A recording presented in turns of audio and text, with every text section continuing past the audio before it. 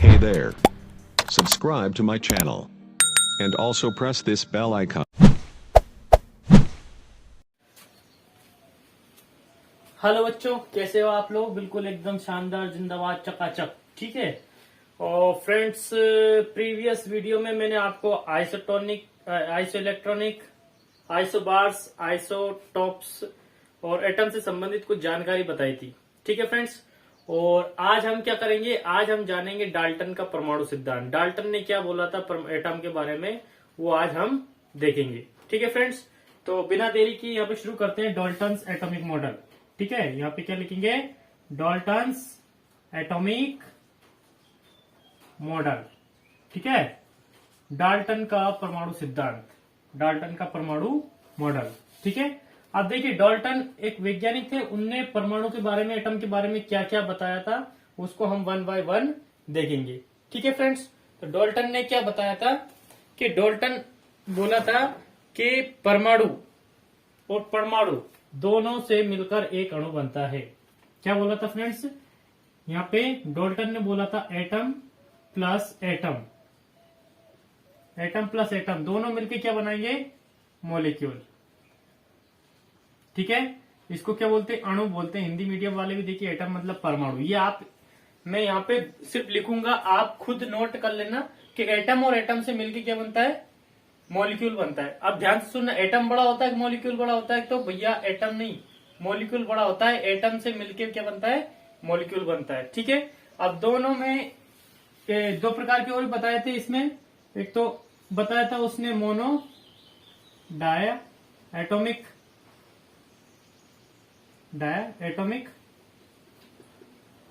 Molecule.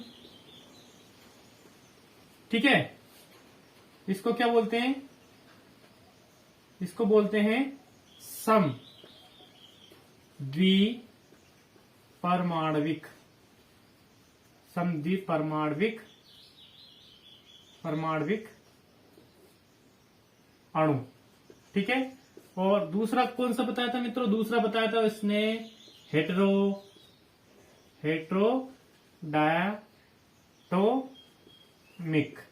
ठीक है। इसको बोलते हैं हम विषम द्विपरमाणविक। क्या बोलते हैं?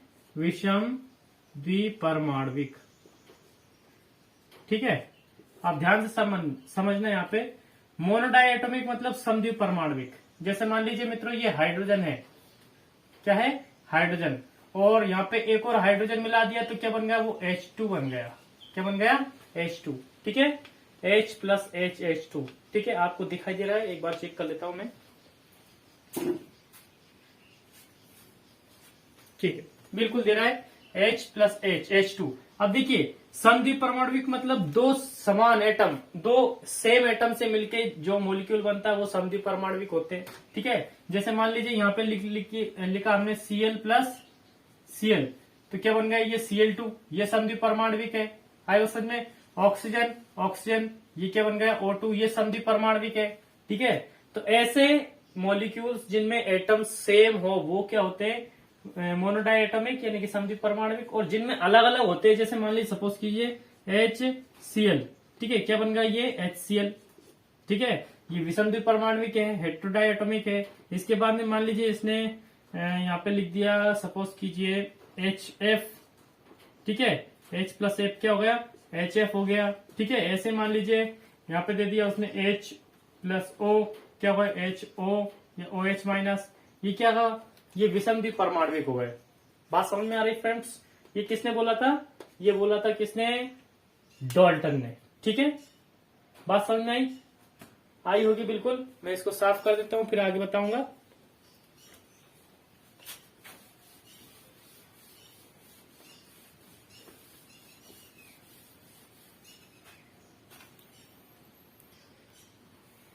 अब ध्यान से सुनना फ्रेंड्स, उसने दूसरी बात क्या बोली थी? दूसरी बात बोली थी इसने कि एटम्स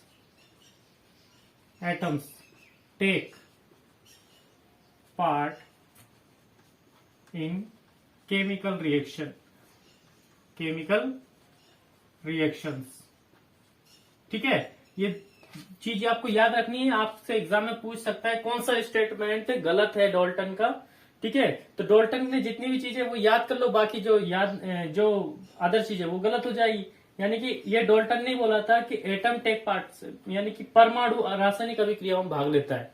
हिंदी मीडियम की क्या लिखेंगे, परमाणु जो है रासायनिक अभिक्रियाओं में भाग लेते हैं। ठीक है, आप ध्यान से सुनना मित्रों। मान लीजिए यहाँ पे H2 है, क्या है H2, ये हाइड्रोजन गैस है, ये मॉलिक्यूल है, अणु है, ये एटम है।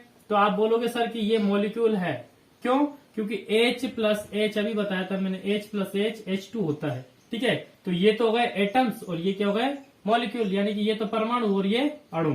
ठीक है, तो ये एक अणु है। ठीक है, और यहाँ पे मान लीजिए मैंने ले लिया Cl2। ठीक है, और ये रिएक्शन होने के बाद में क्या बन गया, HCl बन गया, कौन सा, 2HCl। ठीक है, अब आप बोलोगे कि सर ये मॉलिक्यूल इससे जुड़ गया, ये मॉलिक्यूल इससे जुड़ गया, यहाँ पे तो रिएक्शन हो रही है, लेकिन रिएक्शन में भाग कौन ले रहा है, मॉलिक्यूल्स ले रहे हैं, मॉलिक्यूल्स ले रहे हैं। और डाल्टन क्या बोल रहा है, एटम्स लेते हैं। तो बिल्कुल सही बात है, एटम्स ही लेते हैं, एटम्स ही लेते हैं। ठीक है, सबसे पहले क्या होता है, इनका बॉन्ड ब्रेक होता है। क्या होता है, बॉन्ड ब्रेक होता है। बॉन्ड क्या होता है, टूटता है पहले। ठीक है, बॉन्ड कैसे टूटता है ये मैं आपको केमिकल बॉन्डिंग वाले चैप्टर में पढ़ाऊंगा। ठीक है, फिलहाल अभी थोड़ा सा ध्यान रखना, ये H और H ये है, इनके बीच में एक बॉन्ड, इससे जुड़ के ये H2 बनता है, ये और ये एक ही चीज है। ठीक है, ये भी H2 है और ये भी H2 है। ठीक है, प्लस Cl, ये माइनस नहीं है मित्रों, ये क्या है, बॉन्ड है। ठीक है, ये हाइड्रोजन क्या करता है, ये हाइड्रोजन इससे जुड़ जाता है, ये हाइड्रोजन इससे जुड़ जाता है, तब जाके क्या बनता है, ये 2HCl बनता है। ठीक है, तो डाल्टन ने जो बोला था बिल्कुल सही है कि केमिकल रिएक्शन में कौन पार्टिसिपेट करता है मित्रों, तो केमिकल रिएक्शन में पार्टिसिपेट करता है कौन, एटम, नॉट मॉलिक्यूल। परमाणु भाग लेता है, अणु भाग नहीं लेता है। बात समझ में आई फ्रेंड्स। आगे देखिए तीसरी बात क्या बोली थी उसने,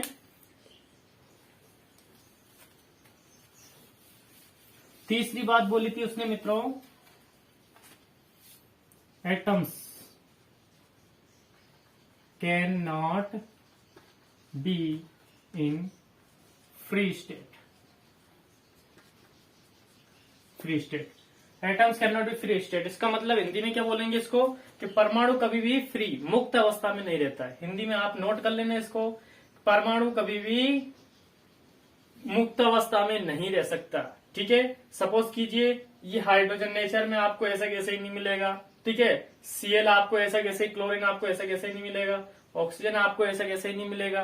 ठीक है, ये हमेशा H2 के फॉर्म में रहता है, ये Cl2 के फॉर्म में रहता है, ये O2 के फॉर्म में रहता है। ठीक है, यानी कि ये फ्री नहीं रहते हैं, एक दूसरे से बंधे रहते हैं। ठीक है, लेकिन एक एक्सेप्शन था, क्या था, एक एक्सेप्शन, कि जो नोबल गैसेस होती है, क्या होती है, नोबल गैसेस, वो क्या रहती है, फ्री स्टेट में रहती है। नोबल गैसेस कैसी रहती है मित्रों, फ्री स्टेट में। ठीक है, अब नोबल गैसेस क्या होती है, तो आपने पेरियोडिक टेबल याद करी होगी, तो पेरियोडिक टेबल में जो 18 नंबर का जो ग्रुप है अपना, पेरियोडिक टेबल में कौन सा 18 नंबर का ग्रुप है, उसमें जितनी भी गैसेस है वो सब कौन सी गैस है, नोबल गैसेस है। इनको इनर्ट गैसेस भी बोलते हैं। क्या बोलते हैं, इनर्ट ग्रुप, इनर्ट गैसेस बोलते हैं, इसको जीरो ग्रुप भी बोला जाता है। बात समझ में आई मित्रों, कि atom can not be in free state का मतलब होता है ये एक दूसरे से जुड़े हुए ही रहते हैं, कभी भी फ्री नहीं रहते। बात समझ में आ रही होगी आपको। नेक्स्ट बात क्या बोली थी, वो भी बहुत इंपॉर्टेंट है, अच्छी बात बोली थी डाल्टन ने और बिल्कुल सही भी है वो। नेक्स्ट क्या है, atom can neither be created nor destroyed। बात समझ में आई मित्रों।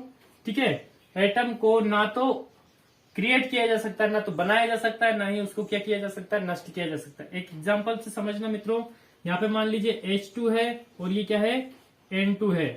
क्या है, H2 और N2, और यहाँ पे क्या बन गया है, NH3। क्या बन गया, NH3। बात समझ में आई। अब देखिए यहाँ हाइड्रोजन 2 है, यहाँ पे कितने, 3 है, यानी कि एक एटम हमने क्या कर दिया, बना दिया। ठीक है, जो बिल्कुल गलत है। यहाँ पे नाइट्रोजन 2 है, यहाँ पे नाइट्रोजन 1 है, यानी कि क्या हो गया, एक एटम यहाँ पे डिस्ट्रॉय कर दिया, मिटा दिया हमने। तो ऐसा नहीं करना, एटम को ना तो हम क्रिएट कर सकते हैं ना डिस्ट्रॉय कर सकते हैं। ठीक है, तो यहाँ पे देखिए रिएक्शन बैलेंस करेंगे तो यहाँ पे 2 लगा देंगे। ठीक है, और यहाँ पे क्या कर देंगे 3 लगा देंगे। 3 2 6 यानी कि 3 दूने 6 हाइड्रोजन, 3 दूने 6 हाइड्रोजन, 2 नाइट्रोजन 2 नाइट्रोजन। तो ये बात भी सही है कि एटम को ना तो हम क्या कर सकते हैं क्रिएट कर सकते हैं, ना ही क्या कर सकते हैं डिस्ट्रॉय कर सकते हैं। बात समझ में आई मित्रों आपको? बिल्कुल आई होगी। ठीक है,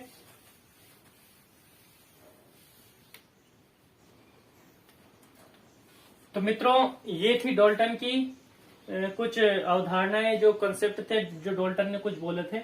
ठीक है, आगे हम देखेंगे इलेक्ट्रोमैग्नेटिक वेव्स, EMW। ये बहुत बहुत बहुत इंपॉर्टेंट है आपके एंट्रेंस एग्जाम के लिए, ये आपको याद रखना है। ठीक है, फ्रीक्वेंसी क्या होती है, ठीक है, और उसके बाद में वेवलेंथ क्या होती है, वो सभी चीजें हम इसमें डिस्कस करेंगे। अभी फिलहाल आपको डाल्टन का एटॉमिक मॉडल जो मैंने बताया उसको आप नोट करेंगे और याद करेंगे। ठीक है फ्रेंड्स, तो मिलते हैं नेक्स्ट वीडियो में EMW के साथ। Thanks for watching.